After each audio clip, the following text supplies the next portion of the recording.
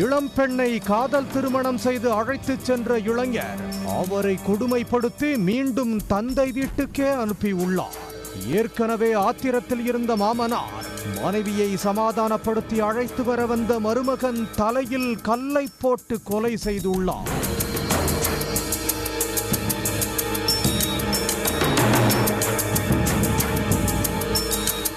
குமரி மாவட்டம் நாகர்கோவில் அருகே இரச்சகுளம் பகுதியைச் சேர்ந்தவர் 25 வயது சிபின்.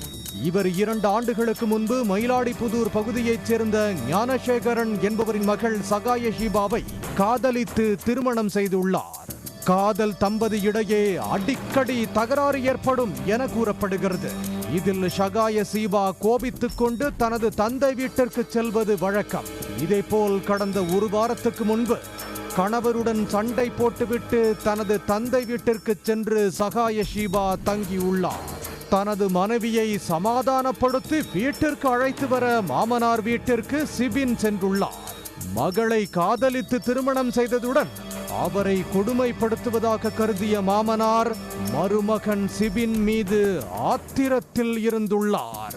இந்நிலையில் மருமகன் தனது வீட்டிற்கு வந்து கொண்டிருப்பதை வீட்டின் மாடியில் இருந்து கவனித்த மாமனார் ஞானசேகரன் மேலிருந்தபடியே மருமகனிடம் சண்டை போட்டுள்ளார். வீட்டுக்குள் வரக்கூடாது என்றும் திரும்பி சென்று விடுமாறும் கூறியுள்ளார். இதனால் மாமனார் மருமகன் இடையே வாய் தகராறு ஏற்பட்டுள்ளது. அப்போது மாடியில் இருந்த ஹாலோ பிளாக் கல் ஒன்றை எடுத்து கீழே வாசலில் நின்ற மருமகனின் தலையில் போட்டுள்ளார். இதை சற்றும் எதிர்பாராத சிபின் இரத்த வெள்ளத்தில் மாமனார் வீட்டு வாசலிலேயே சுருண்டு விழுந்துள்ளார்.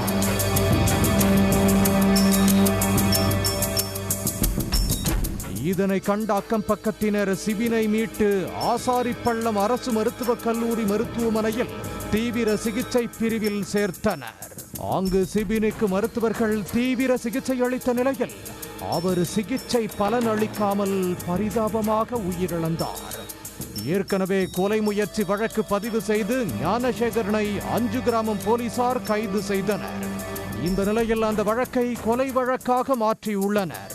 காதல் தம்பதி இடையேயான குடும்ப பிரச்சனையில் மருமகன் தலையில் மாமனார் கல்லை போட்டு கொலை செய்த சம்பவம் குமரி மாவட்டத்தில் பரபரப்பை ஏற்படுத்தி உள்ளது. உடனுக்குடன் செய்திகளை தெரிந்து கொள்ள சன் நியூஸ் பெல் ஐகானை கிளிக் பண்ணுங்க.